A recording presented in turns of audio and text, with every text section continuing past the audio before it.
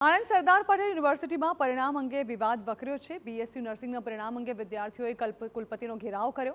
નાપાસ થયેલા વિદ્યાર્થીઓએ કુલપતિ સામે ઉગ્ર વિરોધ નોંધાવ્યો। વિદ્યાર્થીઓના વિરોધ બાદ યુનિવર્સિટીએ મહત્વનો નિર્ણય કર્યો। વિદ્યાર્થીઓના હિતને ધ્યાનમાં રાખીને સમિતિ નિર્ણય લેશે।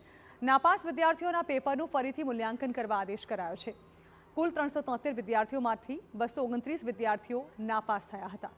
મહત્વનું છે કે સરદાર પટેલ યુનિવર્સિટીમાં બીએસસી નર્સિંગના ચોથા સેમેસ્ટરના વિદ્યાર્થીઓમાંથી મોટાભાગના વિદ્યાર્થીઓને ખોટી રીતે નાપાસ કરવામાં આવ્યા હોવાનો આરોપ લાગ્યો છે, જેના લીધે વિદ્યાર્થીઓ યુનિવર્સિટીના પરિસરને બાનમાં લીધું હતું। ઉગ્ર સૂત્રોચ્ચાર સાથે વાઇસ ચાન્સેલરનો ઘેરાવ પણ કર્યો। આ દરમિયાન એબીવીપીના કાર્યકરો પણ વિરોધમાં હાજર રહ્યા હતા।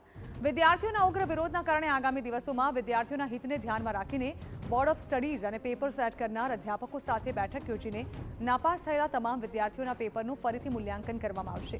સાથે જો કોઈ વિદ્યાર્થી ખરેખર નાપાસ હશે તો યુનિવર્સિટી કોઈ બાંધછોડ કરશે નહીં તેવું કુલપતિએ નિવેદન આપ્યું છે।